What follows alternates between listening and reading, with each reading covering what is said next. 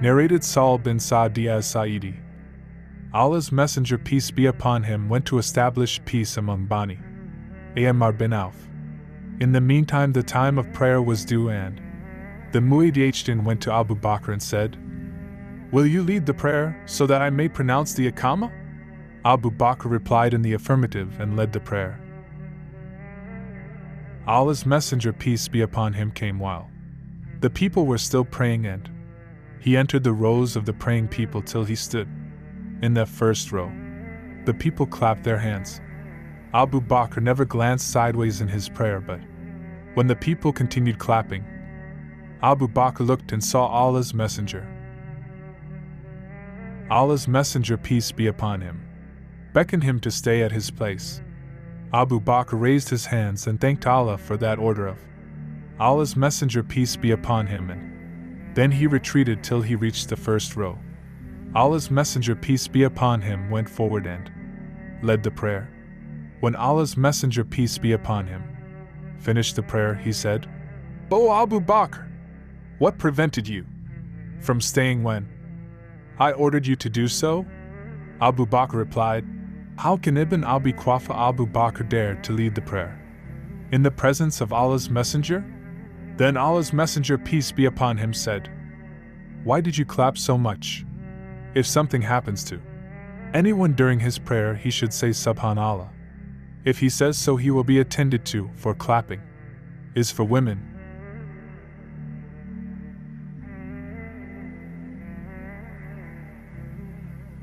Narrated Malik bin Huwairith. We went to the Prophet, peace be upon, and we were all young men, and stayed with him for about 20 nights. The Prophet, peace be upon him, was very merciful.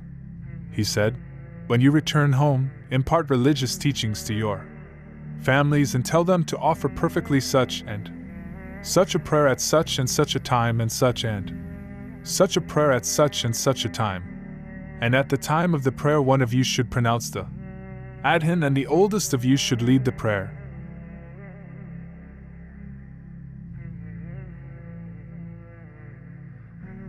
Narrated Adhaan bin Malik al-Ansari. The Prophet came to my house and asked permission for entering, and I allowed him. He asked, "Where do you like me to pray in your house?" I pointed to a place which I liked. He stood up for prayer, and we aligned behind him, and he finished the prayer with Taslim, and we did the same.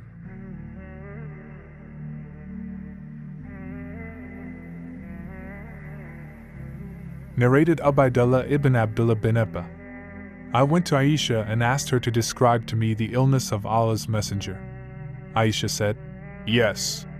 The Prophet became seriously ill and asked whether the people had prayed. We replied, 'No.'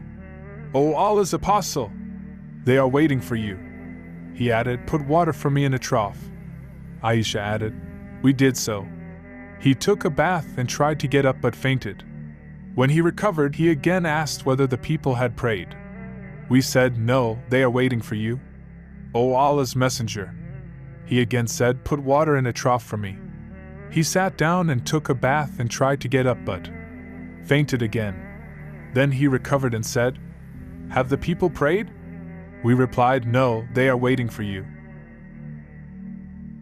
'O Allah's Apostle,' he said, 'Put water for me in the trough.' Then he sat down and washed himself and tried to get up, but he fainted. When he recovered, he asked, 'Have the people prayed?' We said, 'No, they are waiting for you.' 'O Allah's Messenger,' the people were in the mosque waiting for the Prophet, peace be upon him, for the Isha prayer.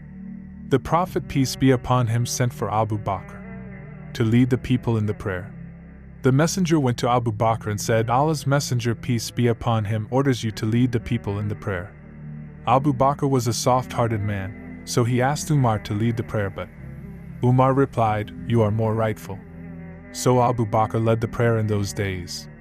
When the Prophet, peace be upon him, felt a bit better, he came out for the Zuhr prayer with the help of 2 persons, one of whom was Al-Abbas, while Abu Bakr was leading the people in the prayer.